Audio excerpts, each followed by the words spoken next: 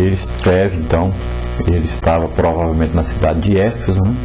E ele escreve então uma carta direcionada às igrejas ali da região. Ele não coloca seu nome, ele não se identifica, porque não precisava.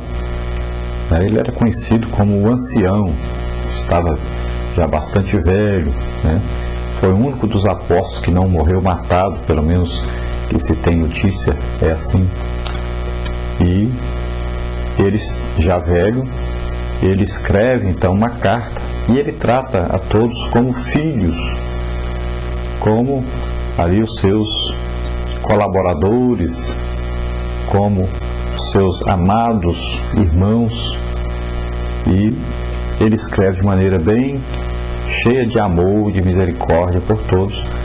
E ele sabia que pelo modo de escrever, pelo modo de tratá-los, eles saberiam que era ele mesmo que estava escrevendo para eles.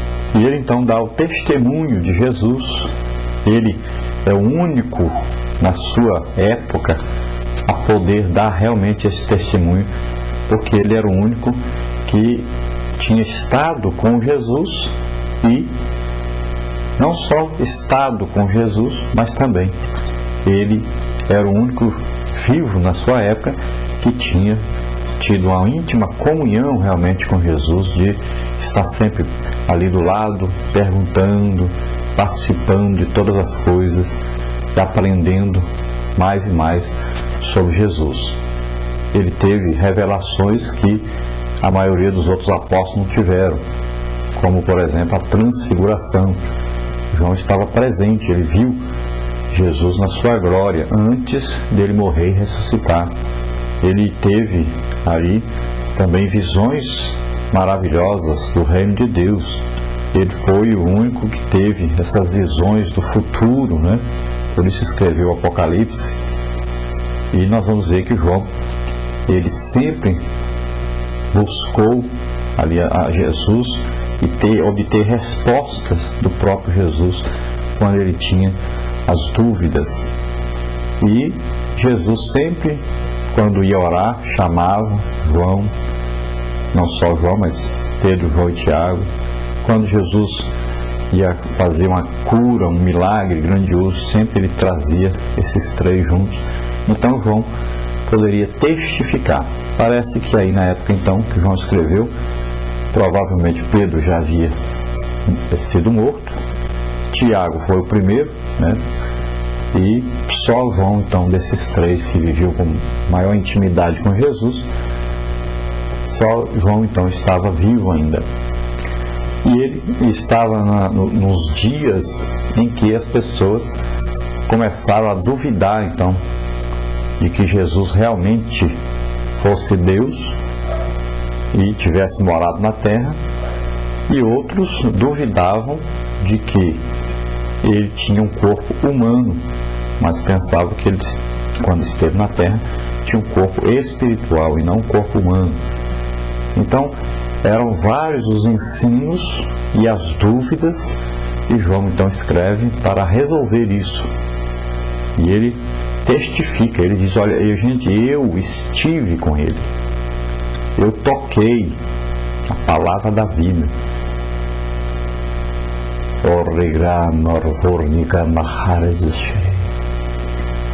Imagine João quando falava sobre isso, dessa íntima comunhão, de estar realmente com Deus, de ter abraçado Deus mesmo. Imagine,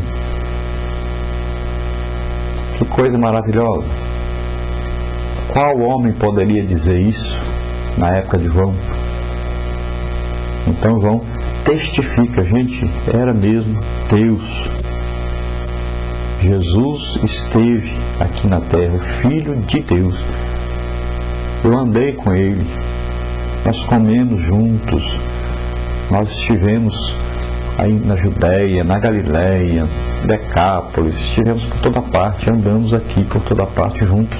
Eu vi, e eu posso testificar, esse mesmo Jesus que eu vi andando conosco, eu vi, morto na cruz, eu vi, eu estava lá, eu vi. E esse mesmo Jesus também eu vi ressuscitado. Eu posso testificar, eu convivi com ele, eu vi a sua morte e eu também vi a sua ressurreição. Eu vi que ele estava vivo realmente, eu vi que ele ressuscitou realmente. Então era o único ser humano na Terra que poderia, que tinha autoridade realmente de dizer isso.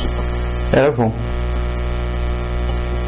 E veja que nenhum dos outros discípulos poderia dizer que viu Jesus morrer. Então João poderia dizer: olha, antes dele morrer eu o vi na sua glória. E eu também pude assistir ali a sua morte, eu vi. Não é ninguém que me disse. E ele fala então da importância na vida cristã de crer que Jesus veio como homem, nasceu na terra como homem, viveu como homem, morreu como homem. E ele ressuscitou e está vivo. Foi importante o testemunho de João e ele vem para resolver essas questões. Algumas pessoas ensinavam e ainda ensinam que também Jesus foi substituído na cruz, que outra pessoa morreu no seu lugar. E aqui João vem resolver essa questão dizendo: eu vi, eu estava lá, era ele mesmo. Então é importantíssimo esse livro.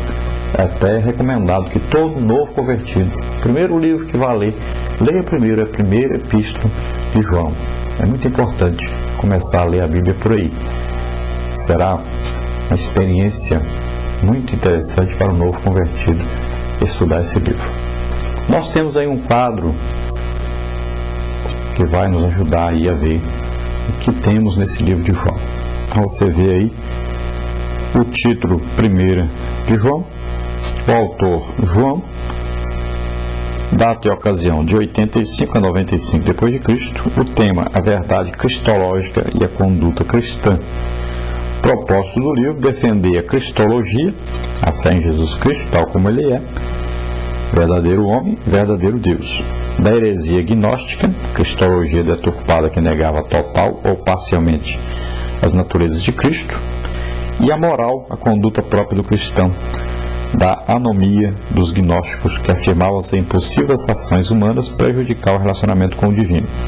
E a estrutura nós vamos ver aí que o prefácio, a vida na luz, viver como filho de Deus, defendendo a fé cristã e das naturezas de Cristo. E a conclusão, a confiança do cristão.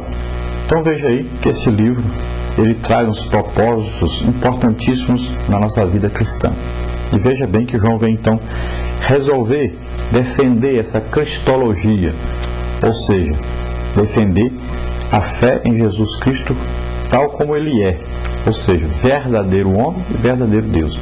Tem muita gente aí ensinando hoje, pregando, dizendo que Jesus, quando estava na terra, era apenas homem, não era Deus. Isso é um perigo muito grande, é um ensino falso e herético. Jesus nunca deixou de ser Deus. Então, temos que tomar cuidado com os ensinos. Às vezes nós estamos pregando aí o gnosticismo, pregando às vezes uma heresia, que nós sem querer adquirimos esse tipo de estudo, de ensino, lendo livros de autores não confiáveis. Não é porque acontece um milagre no ministério de alguém que esse alguém agora está com toda a verdade, que o ensino desse alguém é correto. Então nós vamos ler um livro e de repente encontramos lá uma heresia. Mas esse fulano é famoso, mas por esse fulano acontece milagre através dele. E aí a gente acha que tem que adotar tudo que ele ensina e que ele que está certo, os outros todos estão errados. Então temos que tomar cuidado com isso. Então a Bíblia é que é realmente a regra de fé e prática cristã. Não são esses livros extras, né? Todas as pessoas que pregam o Evangelho, que ensinam, podem e estão sujeitas a errar, a trazer uma heresia. Então a Bíblia tem que ser lida e estudada toda, não apenas uma parte. Então tem que ser ensinado que Jesus, verdadeiro homem, verdadeiro Deus. Jesus nunca deixou de ser Deus. Ele antes não tinha se tornado homem, não tinha nascido na terra como homem.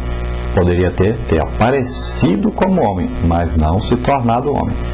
Se tornou homem ao nascer no útero virgem de Maria, um milagre de Deus, né? O Espírito Santo é que veio então sobre Maria, e ela concebeu e deu à luz. Gerou então a Jesus Cristo, Filho de Deus, na terra. E temos que saber que esse Filho de Deus gerado na terra como homem nunca deixou de ser Deus. A semente é de Deus, então ele é Deus, não é apenas um homem, mas viveu na terra como homem, morreu como homem, ressuscitou, está vivo, venceu a morte, o inferno, venceu tudo por nós, mas nunca deixou de ser Deus. É o único homem que nasceu na